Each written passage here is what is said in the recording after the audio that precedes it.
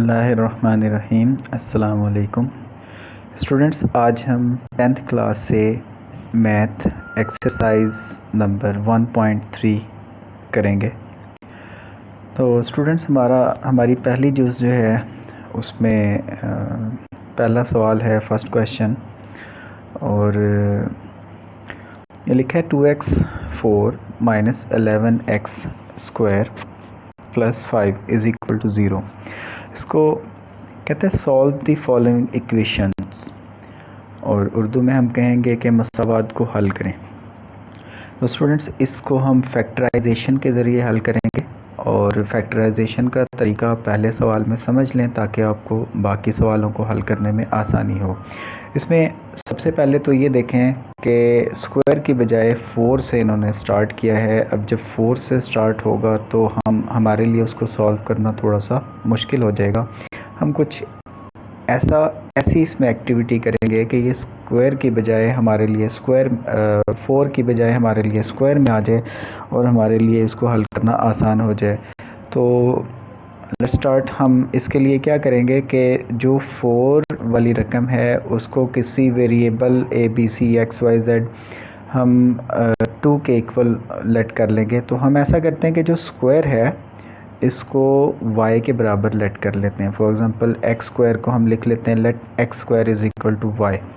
सो अब अगर हम दोनों तरफ स्क्वायर ले लें, स्क्वायर क्यों ले लें? क्योंकि एक तो हमारे पास स्क्वायर है और एक 4 है, ये जिसको मैंने दोबारा से सर्कल किया ब्लू कलर से, ये 4 है।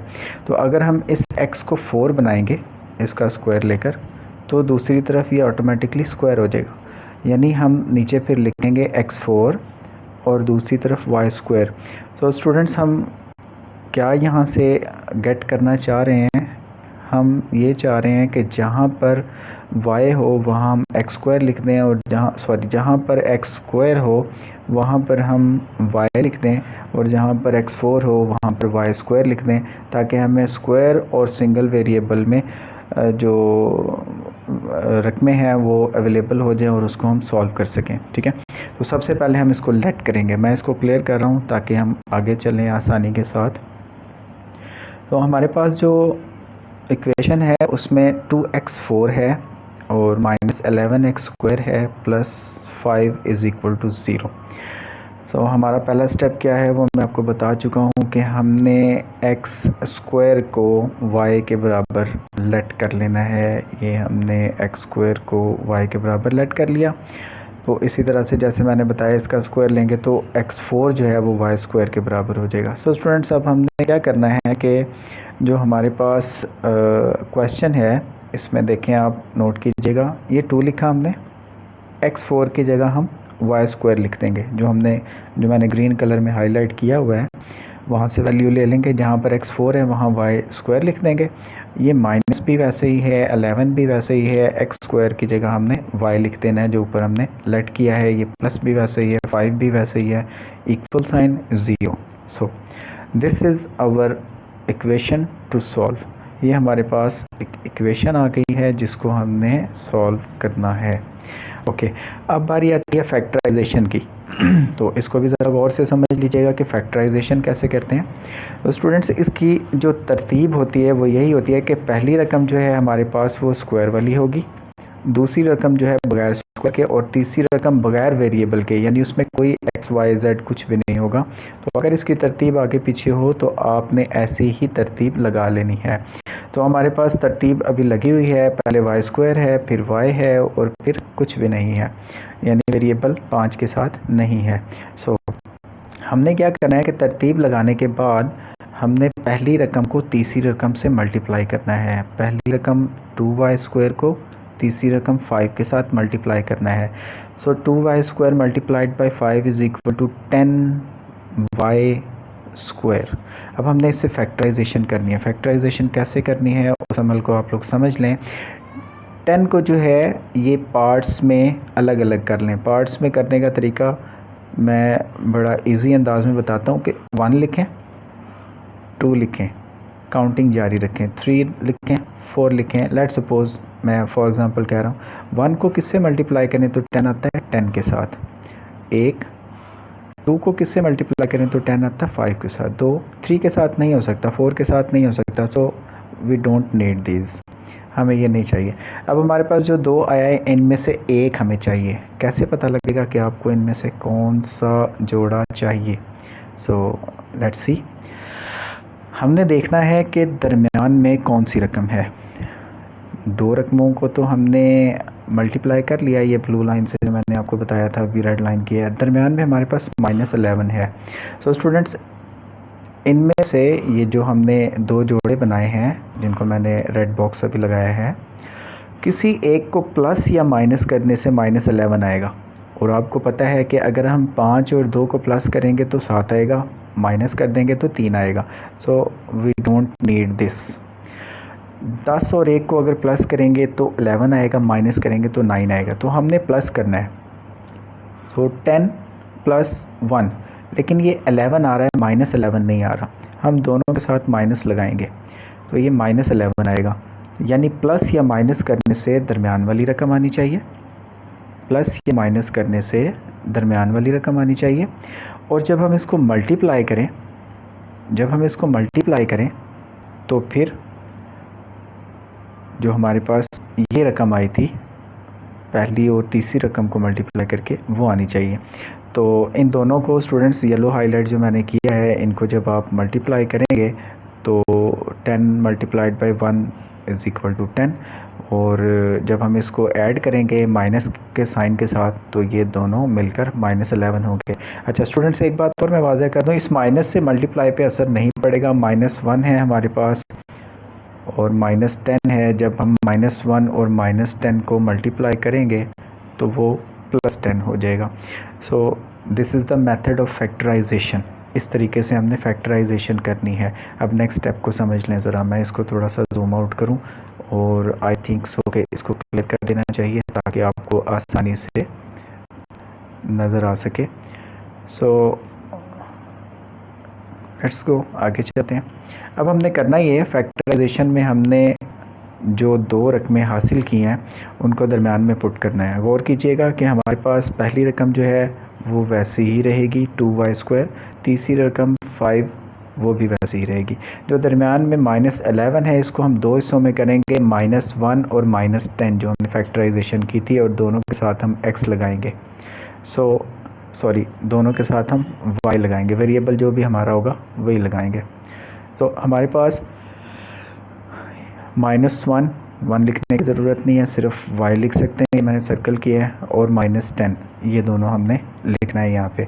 तो दरमियान में हमने जो फैक्टराइजेशन की है उनको लिख देंगे, यानी 2y² भी वैसा ही है, 5 भी वैसा ही है। -11 को हम 2 हिस्सों में करेंगे, यानी -10 और -y, डेट्स इट। और ये दोनों रकमें कहाँ से आई हैं? यहाँ पर जो हमने फैक्टराइजेशन की और तरीका सीखा उससे। अगर समझ ना आए तो एक बार दोबारा इसको देख लीजिएगा आप। और इसके बाद हमारा नेक्स्ट स्टेप आता है कॉमन लेने का। तो मैं इसको थोड़ा सा क्लियर कर दूं और आगे चलते हैं कॉमन कैसे लेंगे। तो स्टूडेंट्स, आपने हर 2 में से ये 4 हमारे पास रकमें मौजूद हैं। मैं आपको वाज़ह करके बताऊं ज़रा।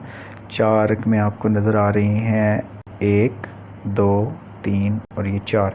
इनको आपने 2-2 करके पार्ट्स में कॉमन लेना है। 2-2 करके मतलब आपने 2y² - 10y इन दोनों में से कॉमन निकालना है। कॉमन निकालने का मतलब होता है तकसीम करना। कौन सी ऐसी रकम है जो दोनों को तकसीम कर सकती है? मुझे पता है कि यहाँ पर 2y है जो दोनों को तकसीम कर सकती है रकम, तो हम 2y जो है कॉमन ले लेंगे। जब हम 2y² में से 2y कॉमन ले लेंगे तो हमारे पास यहाँ पर सिर्फ y रह जाएगा। एक बात, इसी तरह से जब हम 10y में से 2y कॉमन ले लेंगे तो हमारे पास 5 रह जाएगा। ये y और 2 बाहर निकल आएंगे, और ये 2 माइनस प्लस नहीं है बल्कि डिवाइड है। मैंने कहा जो दोनों को तकसीम कर ले। तो इन दोनों रकमों में से 2y² और 10y में से हमने 2y कॉमन ले लेना है, बाकी जो रकम बच जाए उसको अंदर लिख देंगे। इसको मैं क्लियर कर दूँ, नेक्स्ट वाले पे चलते हैं। अच्छा, इसके बाद यूँ होगा कि ये माइनस वैसे ही आ जाएगा, और इन दोनों में से एक के अलावा कुछ भी कॉमन नहीं निकलता। हमने 1 कॉमन ले लेना है, जब हम 1 कॉमन ले लेंगे तो एक बात मैं आपको यहाँ पर बताता चलूँ कि इन दोनों के दरमियान प्लस है हमारे पास, लेकिन नीचे माइनस है। उसकी क्या वजह है, मैं आपको इसकी भी वजाहत कर दूँ। उसकी वजह ये है स्टूडेंट्स के हमारे पास ये जो 1 कॉमन आया है इसके साथ माइनस है। गौर कीजिएगा कि इस -1 को अगर मैं दोबारा से अंदर मल्टीप्लाई करता हूँ तो ये हमारे पास -y आ जाता है। और अगर हम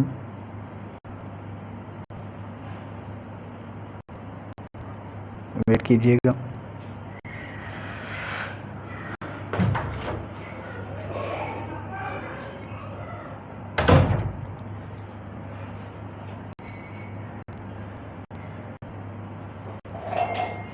ओके कुछ टेक्निकल फॉल्ट की वजह से ये क्लोज़ हो गया था। हम आगे चलते हैं।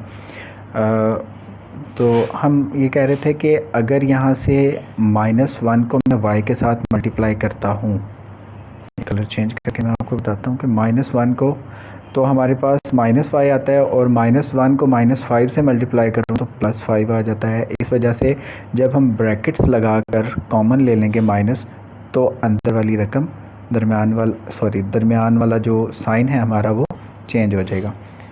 सो स्टूडेंट्स आगे हम चलते हैं, अभी इसको अरेज कर लें। ये कॉमन लेने का तरीका मैंने आपको बताया, इसको गौर से समझ लें क्योंकि हर क्वेश्चन में मैं इसको रिपीट नहीं करूँगा वरना वक्त का ज़िया होगा।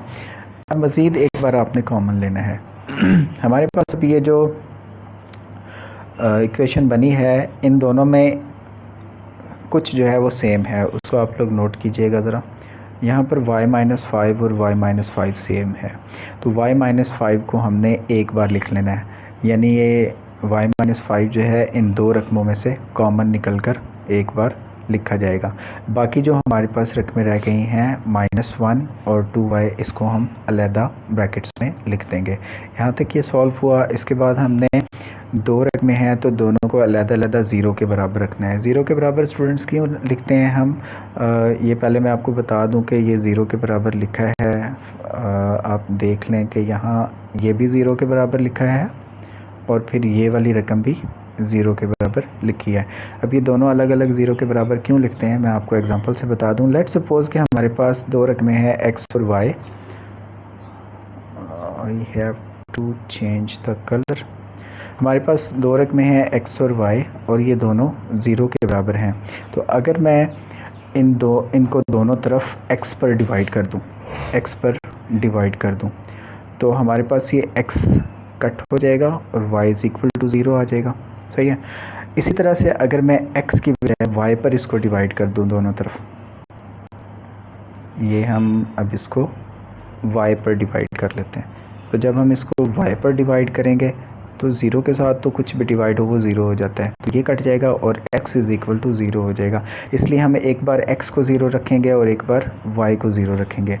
सेम इसी तरह से हमारे पास जो इक्वेशन है उसमें दो रकमें बन रही हैं ब्रैकेट्स के अंदर और दोनों को हम बारी बारी 0 के बराबर रख लेंगे। तो आप ऐसे ही याद रख लीजिएगा ताकि आपको समझने में आसानी हो जाए कि दो रकमें हैं ये हमारे पास ब्रैकेट्स में और इन दोनों को हम 0 के बराबर रख लेंगे। ओके, इसके बाद हम आगे चलते हैं। अब हमारे पास 0 के बराबर रखने के बाद ये हमारे पास एक इक्वेशन बन रही है 2y-1। सिंपली आपने ये करना है, मैं डिवाइड रूल आपको नहीं समझाता वो ज़्यादा टफ हो जाएगा। आपने यूँ करना है कि जो वेरिएबल के साथ रकम है ना उससे हटकर जो भी रकम होगी आपने उसको इक्वल के दूसरी साइड पर ले जाना। मिसाल के तौर पर इस -1 को आप उठाकर इधर ले आएँ तो -1 जो है ये +1 में कन्वर्ट हो जाएगा इक्वल साइन के दूसरी तरफ जाने पर। ये अगर प्लस हो तो माइनस कर दें, माइनस हो तो प्लस कर दें। उससे अगले स्टेप में आप इस 2 को भी उठाकर दूसरी तरफ ले आएँ। अब यहाँ पर मल्टीप्लाई है तो आप डिवाइड कर दें, अगर मल्टीप्लाई है तो डिवाइड कर दें, डिवाइड है तो मल्टीप्लाई कर दें। सो हमारे पास ये आंसर आ जाएगा y is equal to 1/2। Okay, दूसरी साइड पर बहुत आसान है, y के साथ यहाँ पर कोई भी कांस्टेंट रकम नहीं है तो हम सिंपली -5 को इधर लाएंगे और ये +5 हो जाएगा। अच्छा, ये हम वहाँ तक पहुँचे हैं जहाँ तक हमने लेट किया था हमने x के लिए सॉल्व करना था, अभी हमने जो y को लेट किया था उसको सॉल्व किया। अब हम इसकी जगह इसकी वैल्यूज़ वापस रखेंगे। अगर आपको याद हो तो देख लें, हमने x को x स्क्वायर को y के बराबर और x4 को y स्क्वायर के बराबर लेट किया था। हम y की जगह x स्क्वायर वापस रखेंगे। हमारे पास ये जो आंसर आ रहा है y के लिए जो हमारे पास ये आंसर आ रहा है, इसको हम दोबारा से लिखेंगे और y की जगह x स्क्वायर लिखेंगे। ये हमने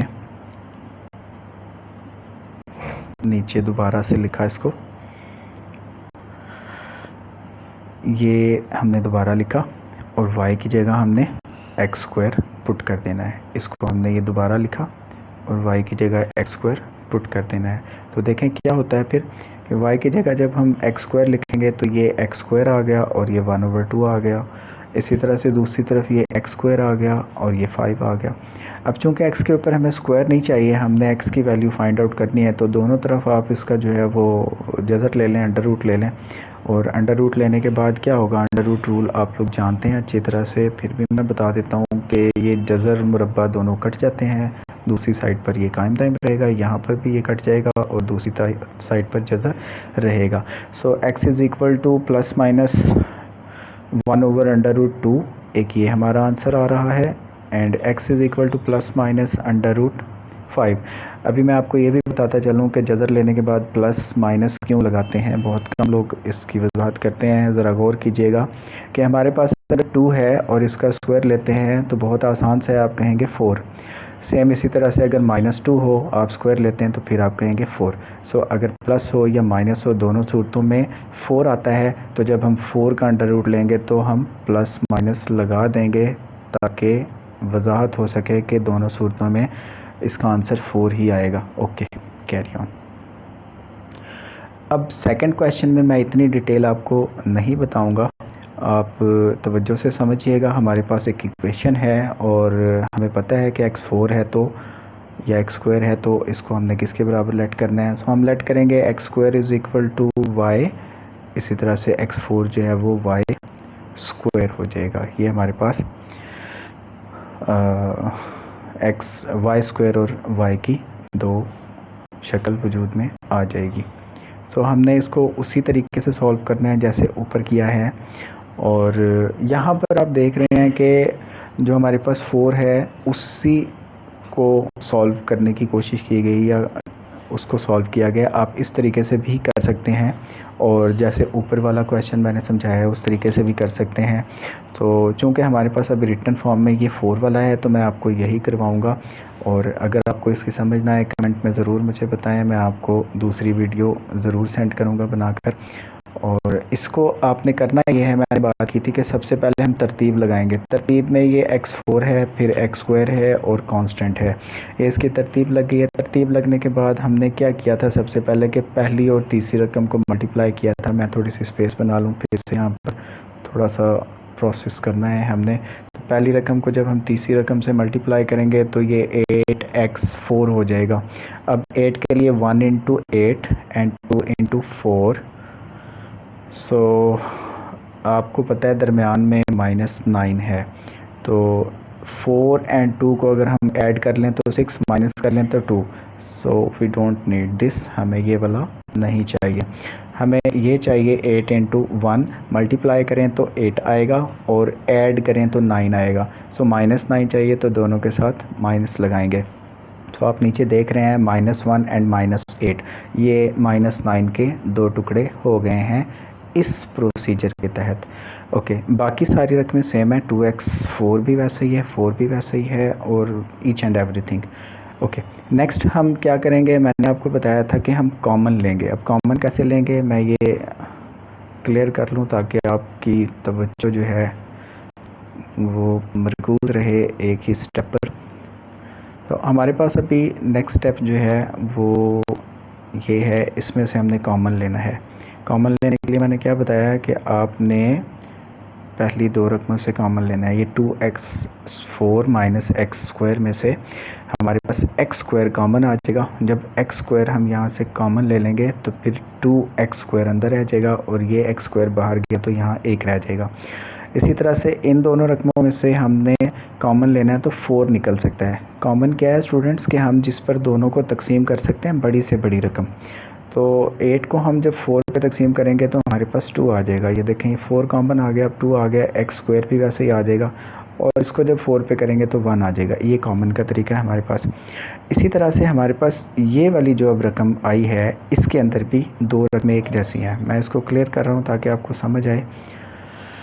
हमारे पास इन दोनों रकमों में कॉमन क्या है आपको नज़र आ रहा है कि एक ये और एक ये दोनों सेम हैं। दोनों को एक बार लिख लें, ये कॉमन हो गया। बाकी जो आपके पास रकमें बच गई हैं उनको दूसरी ब्रैकेट के अंदर एनक्लोज करते हैं। सो ये हमारे पास जो नीचे इक्वेशन बन रही है, आपको पता है कि जब दोनों ज़ीरो के बराबर हैं, दो रकमें हैं हमारे पास, एक मैंने आपको रेड हाईलाइट करके बताई, ये दूसरी रकम है, तो इसको भी ज़ीरो के बराबर लिखेंगे और इसको भी ज़ीरो के बराबर लिखेंगे। अब हम इसको सॉल्व कर लेते हैं। चूँकि हमने इसको y के बराबर लेट नहीं किया इसलिए यहीं पर जो भी आंसर आएगा वही आंसर होगा, दोबारा हमने उसको कहीं पर पुट नहीं करना। सो इसको याद रखिएगा, 2x² - 1 is equal to 0, x² - 4 is equal to 0। और इसी को जब हम सॉल्व करेंगे तो आप देख रहे हैं 2x² - 1 इज़ इक्वल टू 0 था, तो -1 जो है वो उठकर इधर आ गया और प्लस हो गया। और इसी तरह से x² - 4 में से ये 4 उठकर इधर आएगा तो ये प्लस हो जाएगा। और जब हम इसका अंडर रूट लेंगे, जज़र बनाएंगे इसका,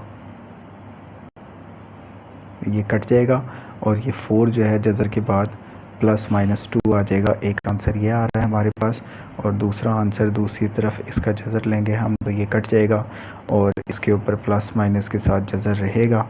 चाहे दोनों के ऊपर लगा लें, चाहे एक के ऊपर से ख़त्म कर दें, एक का जो अंडर रूट है वो एक ही आता है, इस वजह से ऊपर वाला एक जो है वो आज़ाद हो जाएगा और नीचे दो के ऊपर जो है जज़र रहेगा हमारे पास। तो मैं इसको जूम आउट करके आपको आंसर दिखा दूँ। ये हमारे पास सोल्यूशन सेट है, नीचे ये आंसर आ गया इसका। नेक्स्ट क्वेश्चन, अगले क्वेश्चन पे हम चलते हैं। नंबर 3 थोड़ा सा कॉम्प्लिकेटेड है लेकिन बड़ी आसानी से ये सॉल्व होगा। मैं यहाँ पर आपको एक और कॉन्सेप्ट बताता चलूँ कि अगर हमारे पास 2 है और 4 है, आपसे पूछा जाए कौन सी रकम बड़ी है तो आप बड़ी आसानी से कहेंगे 4। लेकिन अगर हमारे पास 1/2 है तो इसका मतलब है हाफ। अगर 1/4 हम लिखेंगे तो इसका मतलब है 1/4। तो नीचे अगर बटे में रकम बड़ी हो तो वो रकम छोटी हो जाती है, ये याद रखिएगा, ठीक है। बटे के नीचे अगर रकम बड़ी हो तो वो छोटी हो जाती है।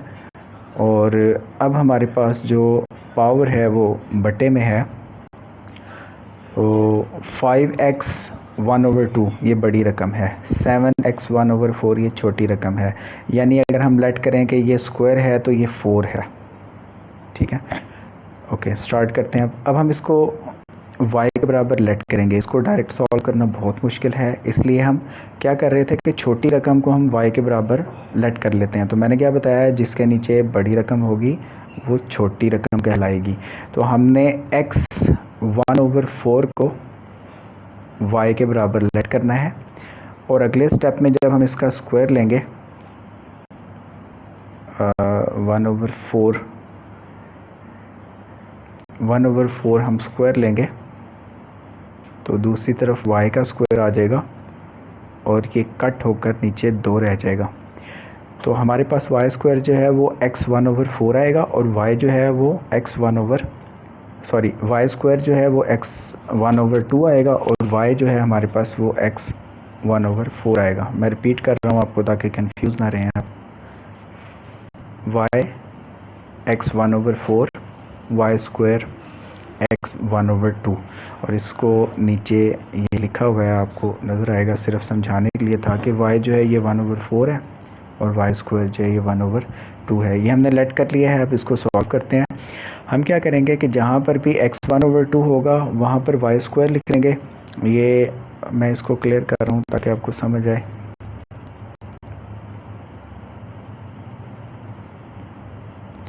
ओके, ये भी क्लियर कर देते हैं।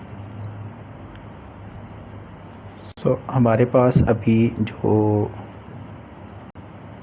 वेट कीजिएगा।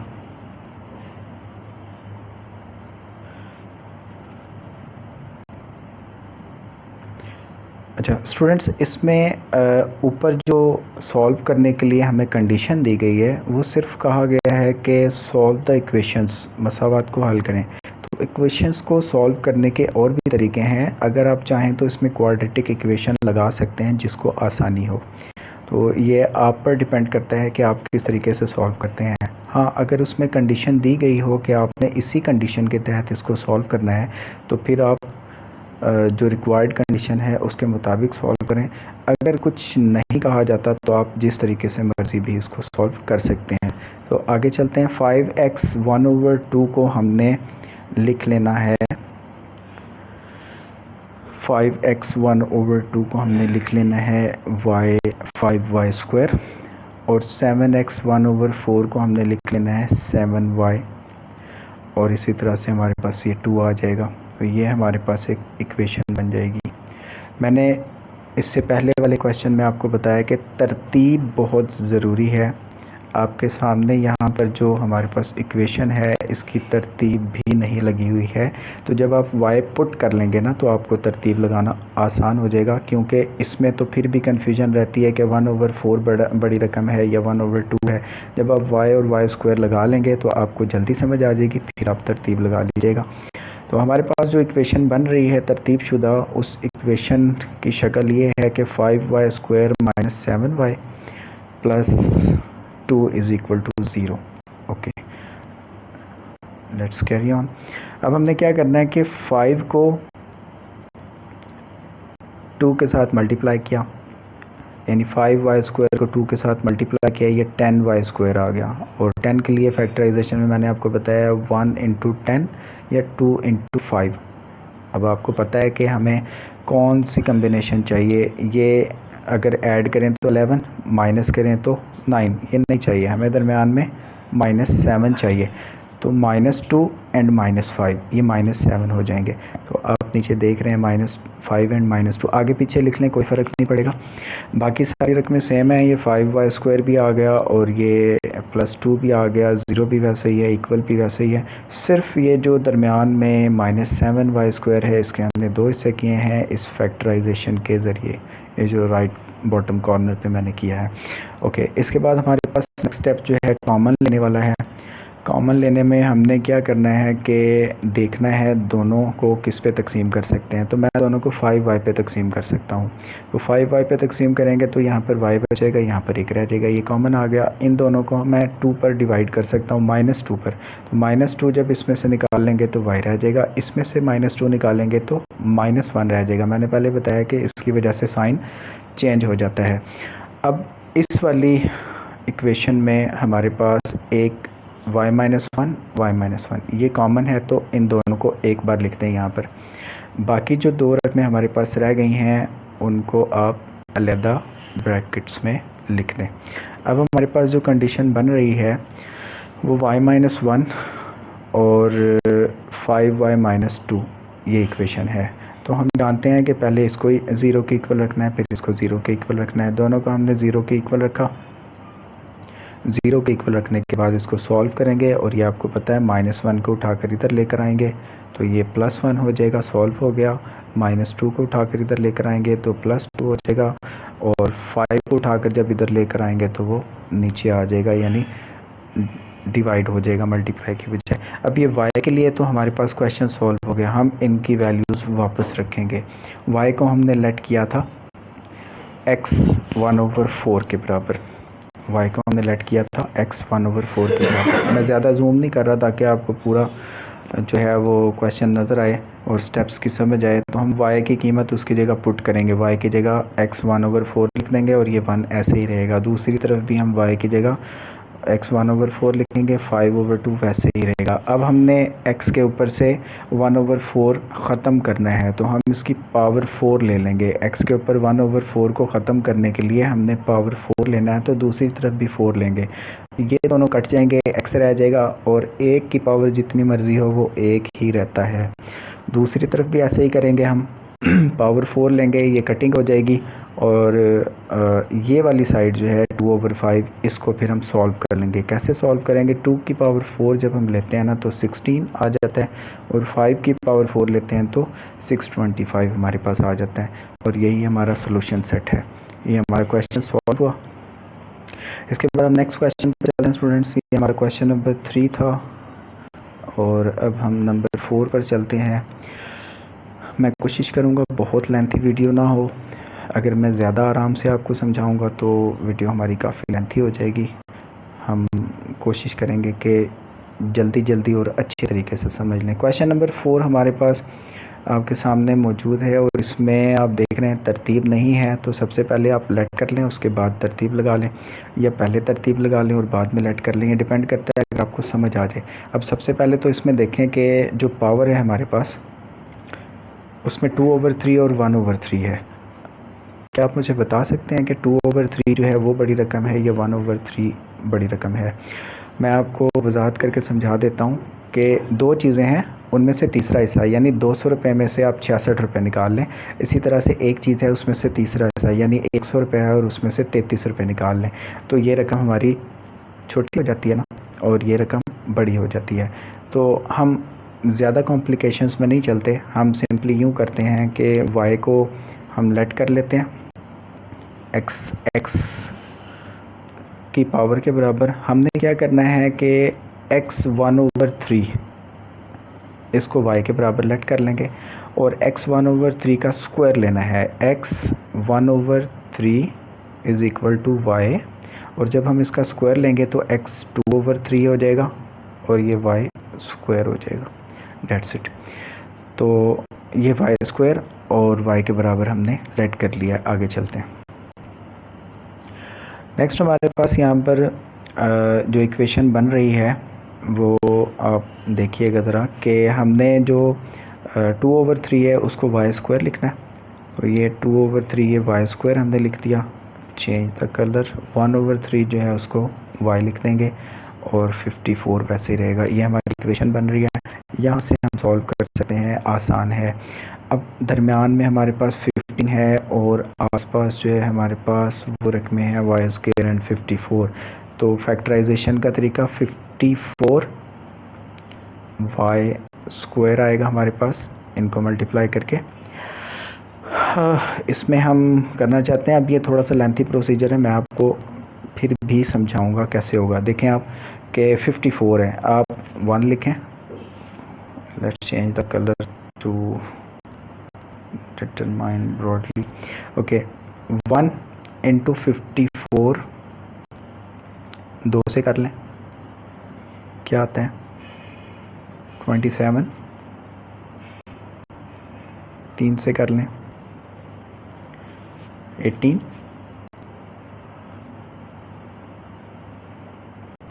4 से कर लें, स्पेस कम पड़ गई हमारे पास, 4 से कर लें इसको, तो 4 से पॉसिबल नहीं है। 5 से कर लें, नहीं है। 6 से कर लें, 6 से पॉसिबल है।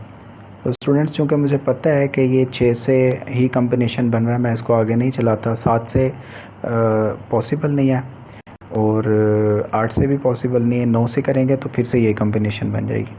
6 और 9 अगर हम इसको करेंगे तो 9 और 6 एक ही बात है, लिहाजा यहाँ पर ये हमें कम्बिनेशन चाहिए, और -15 चाहिए दरमियान में, तो हम दोनों के साथ माइनस लगाएंगे। -6 -9 मल्टीप्लाई करेंगे तो +54 आएगा, और अगर ऐड करेंगे तो -15 आएगा। सो हमने इस -15 की जगह -9 एंड -6 लिखना है, ये दोनों। बाकी सारी रकमें सेम रहेंगी, y स्क्वायर भी वैसे ही है, 54 भी वैसे ही है। आगे चलते हैं। यहाँ पर फिर हमने कॉमन लेना है। कॉमन लेने का वही तरीका है, मैं इसको रेज़ कर दूँ ताकि आपको वाज़िया तौर पर नज़र आ सके। ये हमने इस इक्वेशन में से कॉमन लेना है, तो आप कॉमन क्या लेंगे? इन दोनों में से y कॉमन आएगा, और बाकी y और 9 रह जाएगा। इन दोनों में से -6 कॉमन आ रहा है, यानी डिवाइड हो रहा है, तो यहाँ पर y रह जाएगा, और ये -6 पर डिवाइड होगा तो -9 रह जाएगा। सो इन दोनों में से आपको पता है अब कि कॉमन क्या है, y -9, उसको एक बार लिख देंगे। बाकी जो हमारे पास है y वाई एंड -6 उसको हम अलग लिख देंगे। अब चूँकि ये दो रकमें बन रही हैं तो दोनों को हमने क्या करना है, बारी बारी ज़ीरो के इक्वल रखना है। दोनों रकमों को बारी बारी ज़ीरो के इक्वल रखना है हमने। सो हमारे पास यहाँ पर y minus 9 is equal to 0 and y minus 6 is equal to 0। So very simple, -9 को दूसरी तरफ लेकर आएँ आप, ये प्लस हो जाएगा, और -6 को दूसरी तरफ लेकर आएँ, ये भी प्लस हो जाएगा। ये y की वैल्यूज़ निकल आई हैं। अब हमने y को जिसके बराबर लेट किया था उसको वापस रखेंगे। जब उसकी कीमत वापस रखेंगे तो y की जगह हम लिखेंगे x 1/3, 9 वैसे ही, और इधर भी x 1/3, 6 वैसे ही। तो पिछले क्वेश्चन में हमने स्क्वायर लिया था, इस क्वेश्चन में हम क्यूब लेंगे ताकि ये 3 जो है इससे कट जाए और हमारे पास आंसर है। ये 3 की कटिंग हो जाएगी, x आ जाएगा, और 9 की पावर जब हम 3 लेंगे तो 729 वो आएगा। और राइट साइड पर भी ऐसा ही है, ये 3 से हम कट कर देंगे और 6 की पावर 3 जो है वो 216 हमारे पास ये आंसर आएगा। तो ये हमारे पास सोल्यूशन सेट बन रहा है 216 एंड 729, और ये हमारा आंसर आ रहा है। क्वेश्चन नंबर 4 स्टूडेंट्स हमारा यहाँ पर अख्ताम पजीर हुआ है। और अब हम क्वेश्चन नंबर 5 पर चलते हैं। क्वेश्चन नंबर 5 में हमारे पास -2 और -1 पावर जो है वो अवेलेबल है। तो हम इसको करेंगे कि सबसे पहले देखें कि ये माइनस जो है इससे फ़र्क नहीं पड़ेगा पावर में कि ये रकम छोटी है या बड़ी है। हमने इसको simply y and y square के इक्वल जो है वो लेट कर लेना है। ये हमने -1 को सिंपली y के बराबर और -2 को y स्क्वायर के बराबर लेट किया। लेट करने के बाद हम इसको दोबारा लिख लेंगे। दोबारा जब हम लिखेंगे तो आप नीचे देख रहे हैं 3x - 2 की जगह 3y स्क्वायर आ जाएगा। और कुछ मिसिंग है यहाँ पर इस स्टेप में, ठीक है।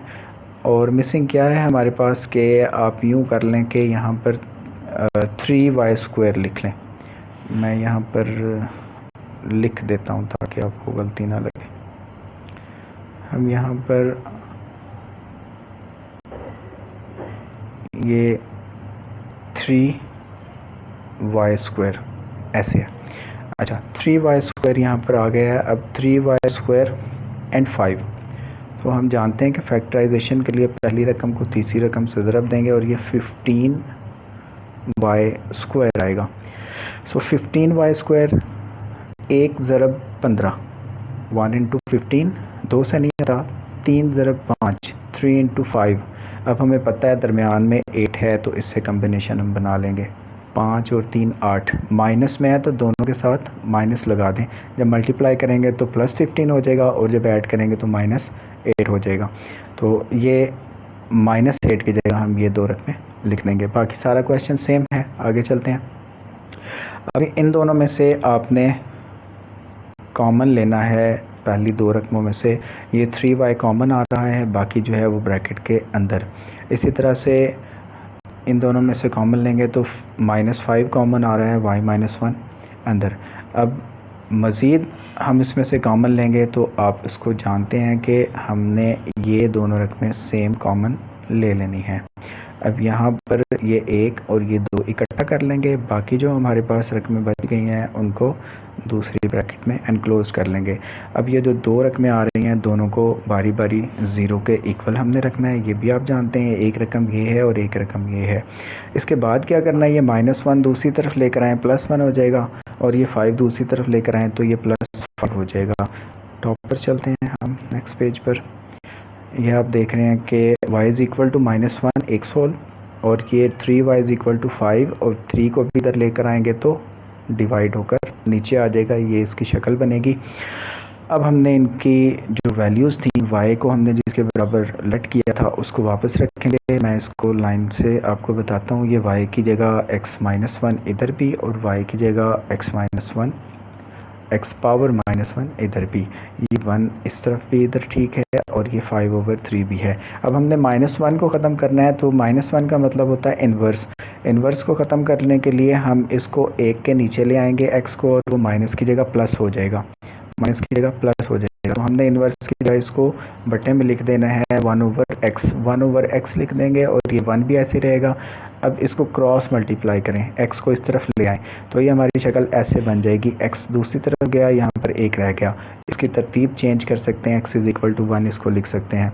सेम इसी तरह से हमने क्या करना है कि यहाँ पर जो है ना कुछ प्रोसेस कम है तो मैं आपको करके बता दूँ। 1/x = 5/3। तो आप इसको क्रॉस मल्टीप्लाई करेंगे। क्रॉस मल्टीप्लाई में क्या होगा कि 3 को 1 के साथ मल्टीप्लाई करें और x को 5 के साथ, अगेन 5 को यहाँ पर ले आएँ, यानी x और 5 की जगह जो है वो रिप्लेस कर दें। ठीक है, मैं रिपीट करके आपको बता रहा हूँ। क्रॉस मल्टीप्लाई आप करेंगे और क्रॉस मल्टीप्लाई कैसे करेंगे, आप सिंपली 3 को यहाँ पर ले आएँ, 5 को यहाँ पर ले आएँ और x को उठाकर यहाँ पर ले आएँ। तो x = 3/5 हो जाएगा, ये हमारा आंसर आएगा। ओके स्टूडेंट्स, ये हमने अभी 5 क्वेश्चंस जो हैं इस एक्सरसाइज के सॉल्व किए हैं, एक्सरसाइज नंबर 1.3 के। मज़ीद हम इसके साथ सॉल्व करते हैं और इसको ठीक से समझ लीजिएगा। समझ ना आने पर आपने कमेंट सेक्शन में बता देना है। जो स्टूडेंट्स डायरेक्ट कांटेक्ट में हैं वो मुझसे पूछ सकते हैं, और चैनल को लाइक और सब्सक्राइब ज़रूर कर लें ताकि मज़ीद वीडियोज़ आप तक पहुंच सकें। अपना ख्याल रखिएगा। अल्लाह हाफिज़।